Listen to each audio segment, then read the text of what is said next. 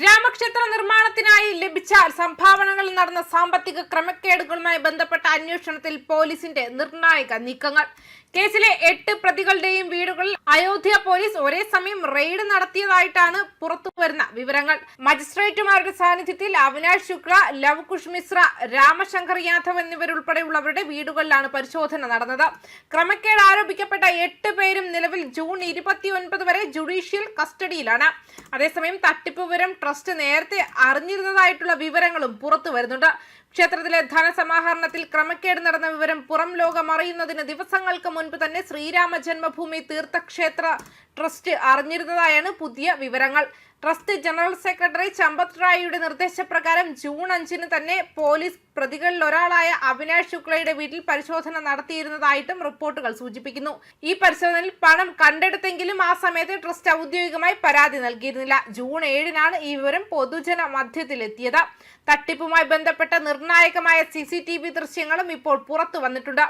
Avinash ശുക്ലയെ police വാഹനത്തിലേക്ക് കൊണ്ടുപോകുന്നതും അയാളുടെ കൈവശം പണമടങ്ങിയ കറുത്ത ബാഗുള്ളതും ദൃശ്യങ്ങളിൽ കാണാം. ക്ഷേത്രങ്ങളിലെ പണം കൈകാര്യം ചെയ്യുന്നതിൽ വലിയ വീഴ്ചകൾ സംഭവിച്ചതായി പ്രത്യേക അന്വേഷണ സംഘം കണ്ടെത്തിയിട്ടുണ്ട്. CCTV നിരീക്ഷണത്തിലും ജീവനക്കാരുടെ പരിശോധനയിലും പോരായ്മകൾ ഉണ്ടായിരുന്നതായാണ് കണ്ടെത്തൽ. സംഭവത്തിൽ രാഷ്ട്രീയ ആരോപണങ്ങളും ശക്തമാണ്. മുഖ്യമന്ത്രി യോഗി ആദിത്യനാഥ് അയോധ്യയിൽ നിരന്തരം സന്ദർശനം നടത്തിയിട്ടും ഇത്തരമൊരു കൊള്ള നടന്നത് തിരിച്ചറിയാൻ സാധിച്ചില്ലെന്ന് സമാജ്വാദി പാർട്ടി അധ്യക്ഷൻ അഖിലേഷ് യാദവ് പരിഹസിച്ചിട്ടുണ്ട്. ഭക്തർക്ക് നേരെ വെടിയുതിർത്ത ചരിത്രമുള്ളവർ ഇപ്പോൾ അയോധ്യയെക്കുറിച്ച് ആശങ്കപ്പെടേണ്ടതില്ലെന്നും യോഗി ആദിത്യനാഥ് തിരിച്ചടിച്ചു. വിവാദങ്ങൾക്കിടയിൽ ട്രസ്റ്റ് ഭാരവാഹികളായ ചമ്പത് റായിയും അനിൽ മിശ്രയും തങ്ങളുടെ സ്ഥാനങ്ങൾ രാജിവെച്ചിട്ടുണ്ട്.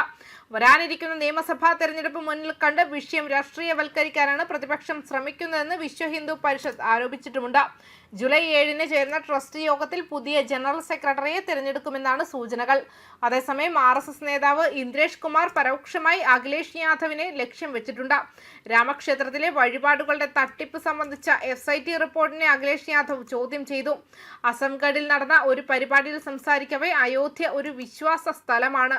ഇന്ത്യക്കാർക്ക് മാത്രമല്ല നമ്മുടെ ഇന്ത്യൻ സംസ്കാരത്തെ മനസ്സിലാക്കുന്ന ലോകമെമ്പാടുമുള്ള എല്ലാ സനാതന മതവിശ്വാസികൾക്കും അതൊരു മതപരമായ നഗരമായതിനാൽ അതിനോടൊരു വൈകാരിക ബന്ധമുണ്ട്, ഒരു ബഹുമാന ബോധവുമെന്നും അദ്ദേഹം പറഞ്ഞു. വാർത്താ റിപ്പോർട്ടുകളും ശേഖരിച്ച വിവരങ്ങളും സർക്കാരിനെ ഒരു SIT രൂപീകരിക്കാൻ നിർബന്ധിതരാക്കി. SIT റിപ്പോർട്ട് ആർക്കാണ് നൽകിയത്? SIT രൂപീകരണത്തെക്കുറിച്ചും ആർക്കാണ് റിപ്പോർട്ട് നൽകിയതെന്നും ഇത് ചോദ്യങ്ങൾ ഉയർത്തുന്നു.